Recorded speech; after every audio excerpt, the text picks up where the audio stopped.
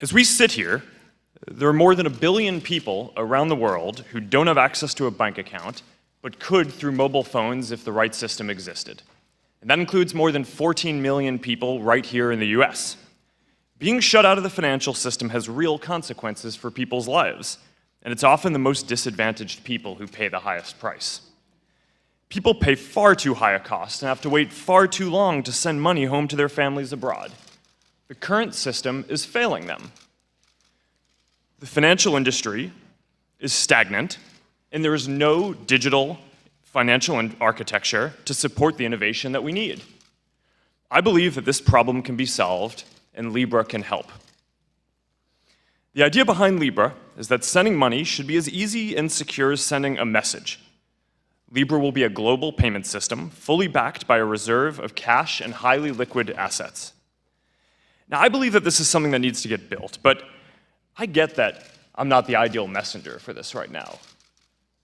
We've faced a lot of issues over the past few years, and I'm sure there are a lot of people who wish it were anyone but Facebook who were helping to propose this.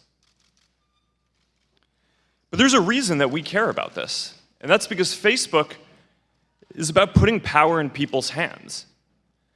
Our services already give people a voice to express what matters to them and to build businesses that create opportunity. Giving people control of their money is important too, and a simple, secure, and stable way to transfer money is empowering. Over the long term, if this means that more people transact on our platforms, that'll be good for our business. But even if it doesn't, I still think this could help people everywhere. Before we move forward, there are important risks that need to be addressed.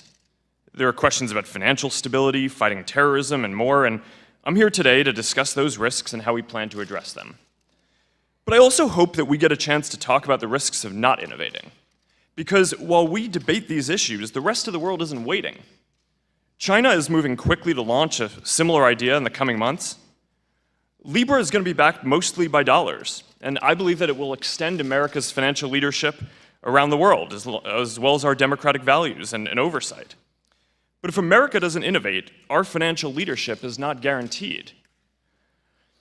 I actually don't know if Libra is going to work, but I believe that it's important to try new things, and as long as you're doing so responsibly. That's what has made America successful, and it's why our tech industry has led the world. So we co-wrote a white paper to put this idea out into the world and to start a conversation with regulators and experts and governance, and today's hearing is an important part of that process.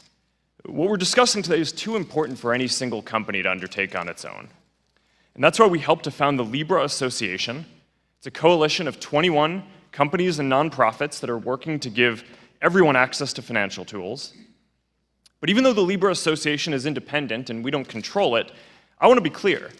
Facebook will not be a part of launching the Libra payment system anywhere in the world, even outside the US, until the US regulators approve.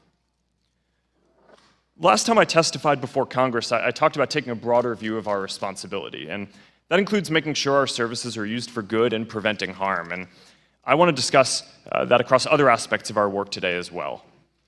People shouldn't be discriminated against on any of our services. We have policies in place to prevent hate speech and remove harmful content, but discrimination can also show up in how ads are targeted and shown too. As part of a settlement with civil rights groups, we've banned advertisers from using age, gender, or zip codes to target housing, employment, or credit opportunities, and we've limited interest-based targeting for these ads too. This is part of our commitment to support civil rights and prevent discrimination. I also know that we need more diverse perspectives in our company. Diversity leads to better decisions and better services for our community. We've made diversity a priority in hiring, and we've also made a commitment that within 5 years, more than 50% of our workforce will be women, people of color, and other underrepresented groups. We've made some progress here. There are more people of color, women in technical and business roles, and underrepresented people in leadership at Facebook now. But I know that we still have a long way to go. Chairwoman Waters, Ranking Member McHenry, and members of the committee, this has been a challenging few years for Facebook. I recognize that we play an important role in society and have unique responsibilities because of that. And I feel blessed to be in a position where we can make a difference in people's lives. And for as long as I'm here, I am committed to using our position to push for big ideas that I believe can help empower people.